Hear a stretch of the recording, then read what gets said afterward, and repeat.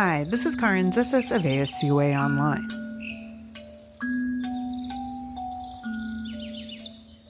Roman Gressier was faced with a predicament. What do you do when you're in El Salvador and you're convinced the government is spying on you with Pegasus, a software from Israel? For Gressier, the answer was to go to U.S. court in California. The journalist and his colleagues at the Salvadorian news outlet El Faro are part of a groundbreaking lawsuit against NSO Group, the company that makes Pegasus. On one hand, we're asking for the federal court to order NSO Group to no longer use its services in El Salvador, and we're also asking them to order the company to reveal its client in El Salvador. That was Gressier. And the mystery client he's speaking about, well, he and his colleagues believe it's the Salvadorian government, which they say uses Pegasus and other software to spy on its citizens. El Faro's lawsuit represents an important milestone in seeking more oversight and accountability for the use of spyware tools.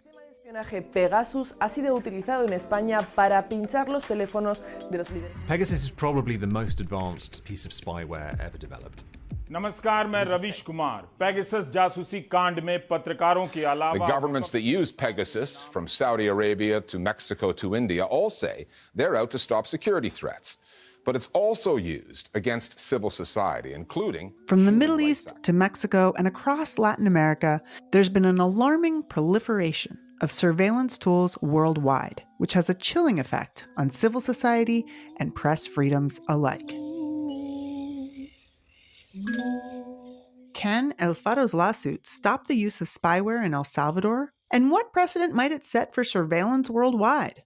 My colleague Chase Harrison sat down with Roman Gressier of El Faro to discuss his experience, the lawsuit, and his grim predictions for a future where we may have to learn to live with spyware.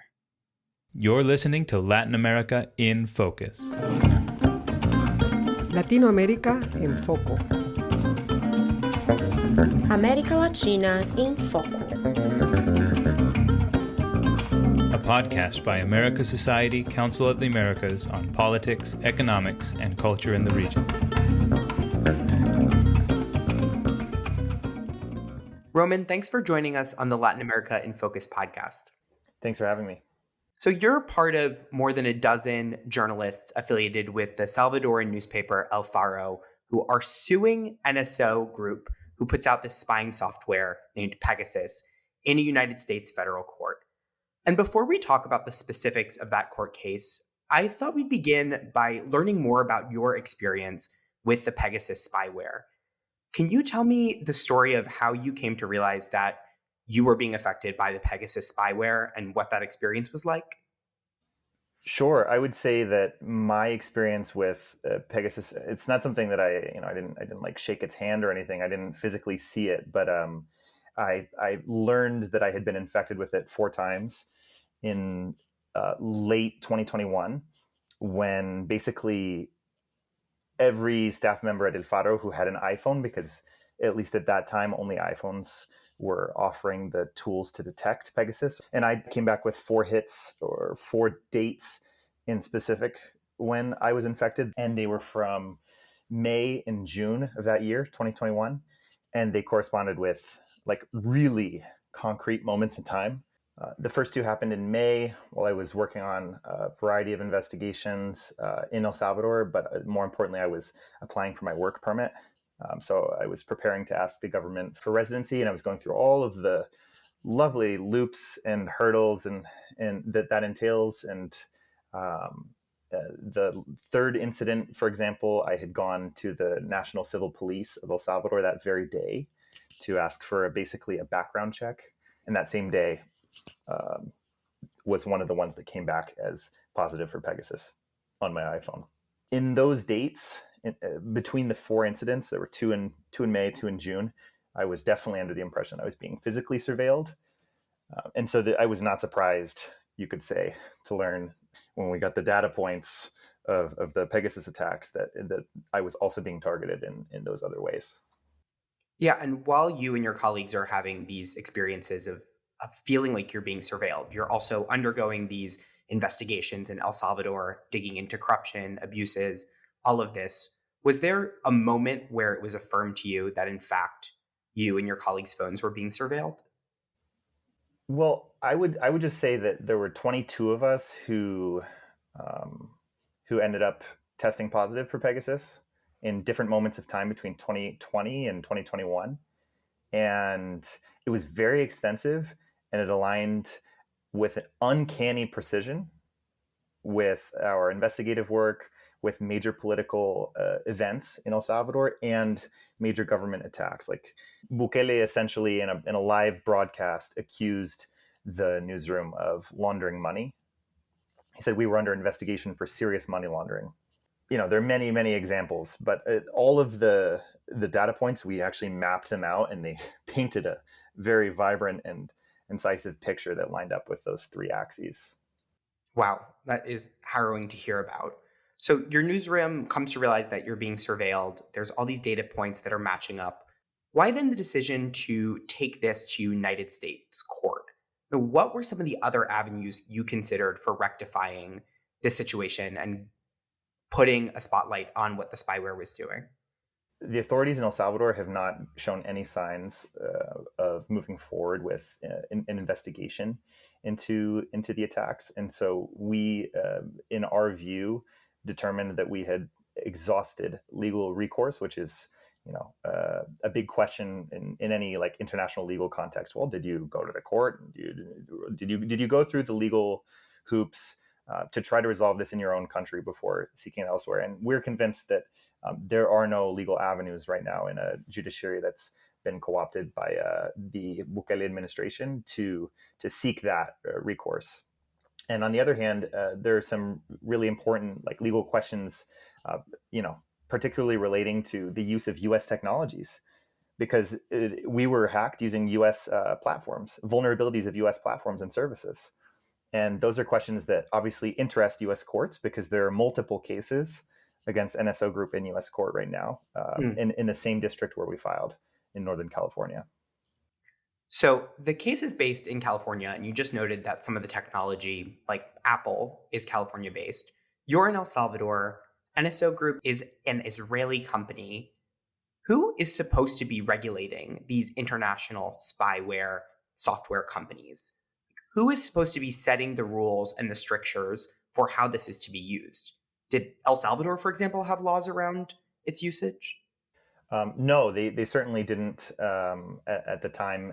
Subsequently, within just weeks of us denouncing the Pegasus attacks against us and others, the Salvadoran legislature, which is 2/3 controlled by Bukele's party, approved a new law, which the Salvadoran Journalists Association equated to the legalization of spyware.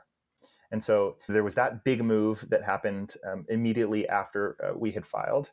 But in the international context, no, there is not there's not substantial regulation of the use of NSO spyware or the whole web of related spyware firms. What there are winks and promises from the companies. For example, they say that, well, we don't sell to governments that the US government doesn't do business with, right? But in that gray area, there's a lot of room for human rights abuses, as seen in the case of El Salvador, as seen in the case of Honduras. In 2017, there was evidence of Pegasus use in Honduras, according to Citizen Lab, and in Mexico and other major players in the region. Taking NSO Group as perhaps the heavyweight competitor in the international spyware ring, you could say that there is no substantial regulation on their usage, but they do need approval from the Israeli Ministry of Defense prior to sales of Pegasus, for example. So a lot of what this is coming down to is companies like NSO Group self-regulating and making these promises and saying that they're going to adhere to it. So if that's the case, what is the exact provision that you are arguing in a U.S. federal court was violated in the case of the use of Pegasus for El Faro? Well, we filed the case using the Computer Fraud and Abuse Act, but we're asking for an injunction on one hand. We're asking for the federal court to order NSO Group to no longer use its services in El Salvador. And we're also asking them to order the company to reveal its client in El Salvador. And reveal its client, meaning figure out whether or not it was the government itself that ordered these attacks. Why specifically does that matter in this case beyond the specter of a government spying on its citizens? Well, on one hand, there's a complete lack of accountability for these attacks, and we want to know which government agency. We're personally convinced, in our opinion, that it was the government of El Salvador, but we also want that hard evidence. We want the accountability, and we're asking the court to force the company to cough that up. Your case is one of a growing landscape of legal challenges we're seeing to Pegasus specifically and spyware more generally across the world. And we're seeing private companies like Google and Meta, who own WhatsApp, sue and challenge NSO Group. We're also seeing the US and the European government investigate NSO Group. How does your case fit into this larger landscape? Well, I think one of the areas is very concrete. It's in the case of El Salvador in particular. And for those abuses in particular, which in and of themselves are worthy of litigation.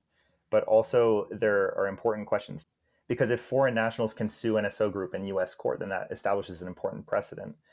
And then also, at least in my case and to the knowledge of my attorneys, I'm the first U.S. citizen to sue the company for abuse against my own phone. And so that could have interesting legal implications or other political or other implications based on the company's promise that it wouldn't use the technology in the US. But then the question becomes, well, is part of that tacitly an understanding that they won't use it against US citizens?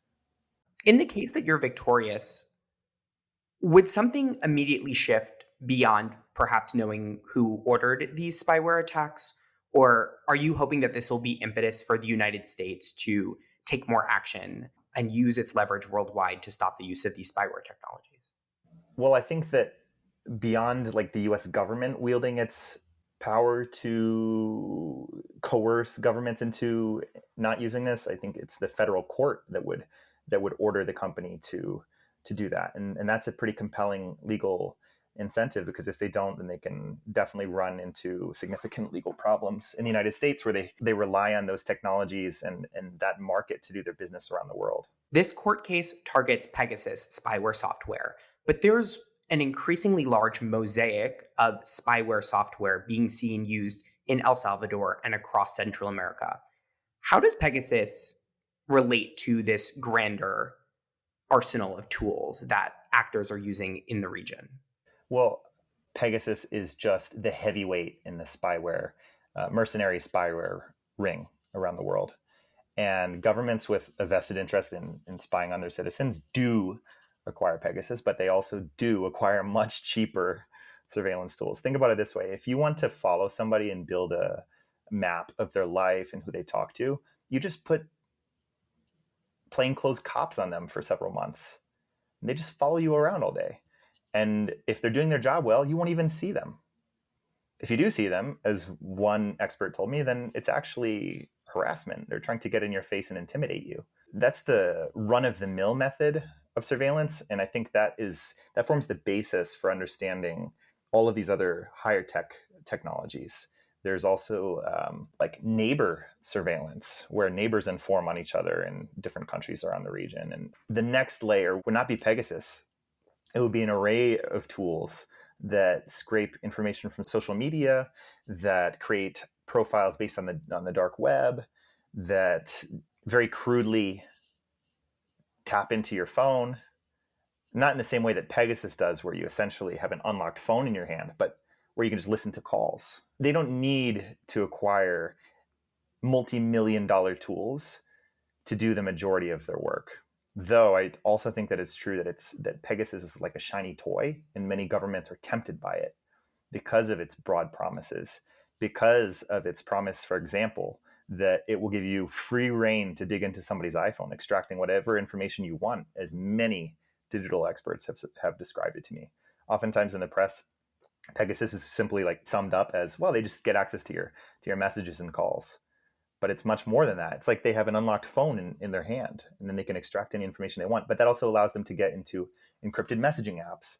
But the point is that they don't need that tool to do the vast majority of their work if they're trying to follow journalists, dissidents, political opposition members, you name it, any subject of interest. And that includes drug traffickers, that includes gang members, that includes an array of people across society.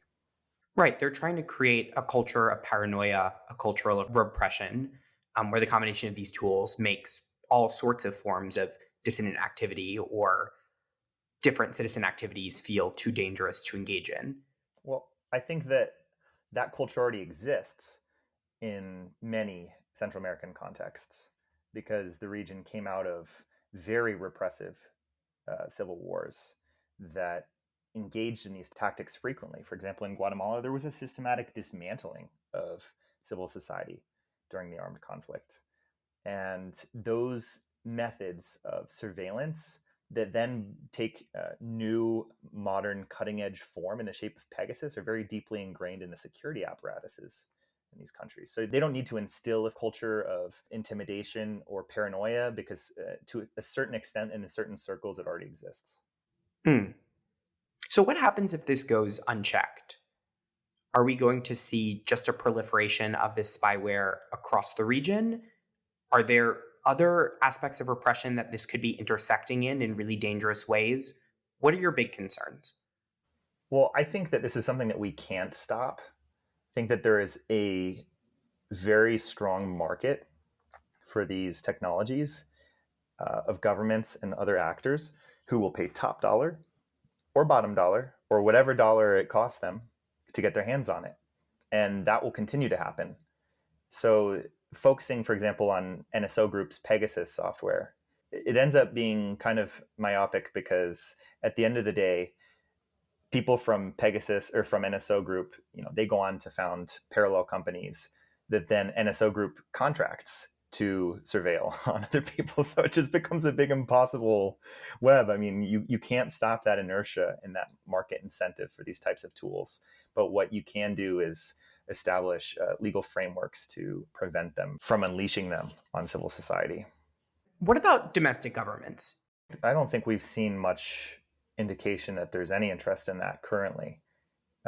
In the cases of El Salvador, Guatemala, Nicaragua. The government in Honduras, as my colleague Anna Kat Brigida has reported just recently in CODA, was very invested in these types of spyware abuses as a way of monitoring other actors in the drug trade. Keep in mind that the former president who was at the head of this is now on trial in Brooklyn for drug trafficking related charges. And so we'll have to see how the new administration in Honduras decides to behave with these tools. But at least in the other three governments that I mentioned, I think there's very little indication that they have any interest in self-regulating or reining themselves in. Roman, the picture you've painted of the use of spyware in the region is frightening, to say the least. And it seems like it's headed in an increasingly nefarious direction. Is there anything that makes you optimistic for the ability to constrain the use of these tools?